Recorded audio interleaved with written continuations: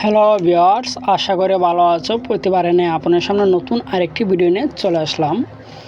আজকে আলোচনা করব আপনার এইচএসসি 2024 যারা পরীক্ষাটা দিচ্ছেন, আপনাদের কিন্তু এর মধ্যে কিন্তু অনেক ঘূর্ণিঝড় চলে গেছে আপনাদের উপরে। পড়বে কীভাবে যে প্রথমত তো আপনারা যে 18 মাসের একটা পরীক্ষা, তারপরে বন্যা করা, এরপরে এখন কিন্তু যে কোটা আন্দোলন, এর মধ্যে কিন্তু আপনার যে এইচএসসি 2024 যে রুটিনটা কিন্তু প্রকাশিত হয়েছে যে আপনার 11 পরীক্ষা নেবে। আবার কিন্তু যে অটোপাসে নিয়ে কিন্তু একটা আন্দোলন হচ্ছে, যে সিলেট কিন্তু 2 দিন আগে কিন্তু হয়েছে, বা আগামীতে আগামী 17 কিন্তু আন্দোলন। অনেক সোশ্যাল মিডিয়ার মাধ্যমে দেখছি যে আন্দোলন তারা করবে। যদি অটোপাস দেওয়া যায় তবে ভালো, দিয়ে দিল। যদি অটোপাস না দেয় তাহলে কিন্তু অবশ্যই যে পড়ে রাখা উচিত। অটোপাস দিলে পর তো যারা ভার্সিটিতে যারা অংশগ্রহণ করবে অবশ্যই তারা পড়া লাগবে, ঠিক আছে। আর যদি অটোপাস না দেয় তো প্রিপারেশন 11 থেকে কিন্তু পরীক্ষাটা হবে, ঠিক আছে। আর যদি অটোপাস দেওয়া দেয় তাহলে কিন্তু যে আপনার তো ভালো, তারপর তো পড়ার দরকার আছে, ঠিক আছে না। যদি অটোপাস দেওয়া যায় পরে তো দরকার লাগবে, ঠিক আছে। আজকে আলোচনা করব যে এতদিন বদ্ধ রাখার পরও কীভাবে এত অল্প দিনের মাধ্যমে যে আপনার 11 তারিখ পরীক্ষা, আজ কিন্তু 16 তারিখ, তো বেশি দিন কিন্তু নাই, যে এইচএসসি যে পরীক্ষা 2024 পরিপূর্ণ একটা গাইডলাইন, পড়ায় মনোযোগ ফিরে আনা, দৈনিক একটা রুটিন কিন্তু, এবং আমাদের টার্গেটে বাকি পরীক্ষায় কিন্তু A+ পাওয়ার জন্য আগে যেগুলো পরীক্ষা দিয়েছেন তো দিয়ে দিচ্ছেন, এখানে যে বাকি যেগুলো পরীক্ষা রয়েছে এগুলো পরীক্ষায় কিন্তু A+ আনতে শর্টকাট একটা টেকনিক, আজকে টেকনিকটা দেখিয়ে দেবো। যে আপনারা যখন যে কোনো পরীক্ষার এসএসসি যখন রেজাল্ট কিন্তু বের হয়, সেখানে কিন্তু অনেকে দেখবেন যে সে কিন্তু ছাত্র ছিল কিন্তু বাদ, কিন্তু আপনি ছাত্র ভালো, এই ধরনের কিন্তু রেজাল্ট আসে। যে আপনি ছাত্র ভালো কিন্তু অন্যজন খারাপ, দেখবেন কিন্তু তার রেজাল্টটা কিন্তু পরীক্ষার সময় কিন্তু ভালো এসে যায়। এই আসার যে কারণ, যে মূল কারণটা সেটা হচ্ছে কিছু টিপস আছে, যেগুলো এইগুলো টিপস যদি ব্যবহার করেন আপনি কিন্তু A+ আসবে, ঠিক আছে। আজকে এই নিয়ে কিন্তু আলোচনা করব। আজকে ভিডিও একটু বড় হবে, মনোযোগ সহকারে দেখবেন, ঠিক আছে, কোনো স্কিপ করবেন না। তার আগে বলি না, আপনি যদি এই চ্যানেল নতুন হয়ে থাকেন তারা আপনার সাথে রিকোয়েস্ট থাকবে যে এই ধরনের নিত্য নতুন ভিডিও সবার আগে পাওয়ার জন্য অবশ্যই চ্যানেলটি সাবস্ক্রাইব করে পাশে রাখবেন, কারণ আপনার লাইক এবং সাবস্ক্রাইবের কারণে নতুন আরেকটা ভিডিও তৈরি করার অনুপ্রেরণা সৃষ্টি করে। যে আমার একটা যে আপনাকে দেখে যে আপনার এই যে রুটিনটা প্রকাশিত হয়েছে, এগুলো যে রুটিনটা প্রকাশিত হয়েছে, যেগুলো সাবজেক্ট এটা কিন্তু আপনার পড়া হয়েছে, অনেক কিন্তু পড়া হয়েছে।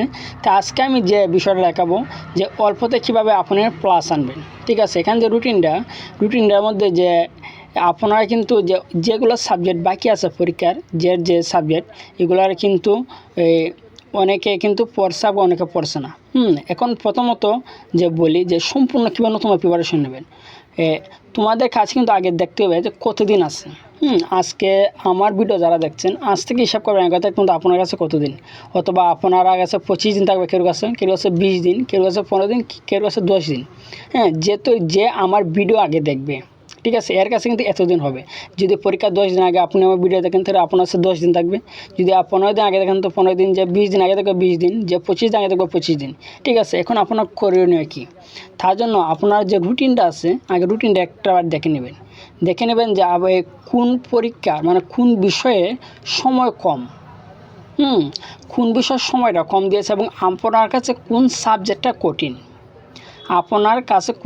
কঠিন, যেগুলো বিষয়ে যে সময় কম। যে আমরা রুটিনটা যে দেখলাম যে জীববিজ্ঞান দ্বিতীয় পত্র, অর্থনীতি দ্বিতীয় পত্র, ব্যবসা সংগঠন ও ব্যবস্থাপনা দ্বিতীয় পত্র, পরিণত সুশাসন দ্বিতীয় পত্র।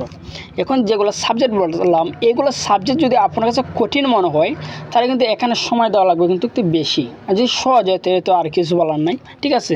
তারপর যে বিষয়টা দেখতে হবে যে আপনারা যে এই কটা সাবজেক্ট বাকি রয়েছে, যে সায়েন্স আর্টস কমার্স 3টা গ্রুপের মধ্যে অনেকে থাকবে 6টা, অনেকে 7টা, অনেকে একবার 8টা, ঠিক আছে। যে এই ধরনের সাবজেক্ট কিন্তু বাকি থাকবে। তারপর হচ্ছে গিয়ে আপনি কয়দিনে শেষ করতে পারবেন।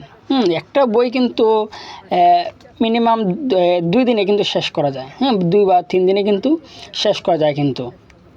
কিন্তু যে আমাদের যে সময়টা আছে এর ভিতরে কিন্তু যদি 2-3 দিন যদি একটা বই শেষ করে, যদি 6টা পরীক্ষা হয় 318 দিন, ঠিক আছে, বা 318 দিন, এর বেশি লাগবে, বা 20 দিন লাগলো, ঠিক আছে। ইচ্ছা হলে কিন্তু পড়া যায়।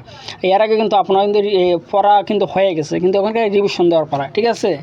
তারপর হচ্ছে যে আপনার যে বিষয়টা সেটা হচ্ছে রুটিন। সবচেয়ে গুরুত্বপূর্ণ যে জিনিসটা সেটা হচ্ছে আপনারা যে দৈনন্দিন পড়বে সেটা হচ্ছে রুটিনটা আসলে কিন্তু অনেকের কাছে কিন্তু অনেক রকম। যে আমি যদি বলে দিই যে আপনি এত ঘন্টা এই সাবজেক্ট পড়বেন, এত ঘন্টা এই সাবজেক্ট পড়বেন, সেটা কিন্তু আমি নিজে বলে দেবো, ঠিক আছে, যদি আমি পড়ি আমি কিন্তু বলে, কিন্তু আপনার যে দৈনিক যে রুটিনটা সেটা কিন্তু আমি বলে দিলে হবে না, সেটা আপনারা নিজেরা তৈরি করতে হবে। আপনি কোন সাবজেক্টে দুর্বল, কোন সাবজেক্ট কম বুঝেন, এগুলো তো আমি জানি না। যে সারা বছর তো পড়ে এসেছেন, যে আপনি কোন সাবজেক্ট বেশি পড়েছেন, কোন সাবজেক্ট কম পড়েছেন, এগুলো কিন্তু আপনি ভালো জানেন, আমার থেকে কিন্তু আপনি ভালো জানেন। ঠিক আছে, আপনি যে এভাবে কিন্তু একটা রুটিন তৈরি করে নেবেন, যেহেতু সময় কম, এভাবে একটা রুটিন তৈরি করে নেবেন। রুটিন তৈরি করে আপনি যে সাবজেক্ট কম পড়া হয়েছে, যে সাবজেক্টটা আপনার কম পড়া হয়েছে, এই সাবজেক্টটার দিকে ফোকাস দিবেন। আর যেগুলো সাবজেক্টে আমি আগে দেখেছি, যেগুলো সাবজেক্টে কিন্তু সময় কম, যেগুলো সাবজেক্টের সময় কম, এগুলো সাবজেক্টটা একটু বেশি করে পড়বেন, এবং আপনার কাছে যেটা কঠিন মনে হয় এই আকারে কিন্তু আপনি রুটিনটা তৈরি করবেন। ঠিক আছে, যেটা কঠিন মনে হবে আপনার কাছে, যে সাবজেক্ট যেগুলো পরীক্ষা রয়েছে, এটা একটু বেশি সময় নেবেন। ঠিক আছে, আর যেগুলো আমার সহজ, এগুলো একটু কম সময় নেবেন। তারপরে ঠিক আছে, তারপরে যদি না বলে থাকেন অবশ্যই কমেন্ট করে জানাবেন। আর আপনারা যে পরীক্ষাটা এবার কিন্তু নেওয়া হবে, কিন্তু এই প্রশ্ন কিন্তু সহজই হবে, প্রশ্ন কিন্তু কঠিন করবে না, যেহেতু আপনাদের এইচএসসি 2024 পরে যে এতগুলো ঝড় গেছে। ঠিক আছে, পরীক্ষাটা কিন্তু সহজই হবে।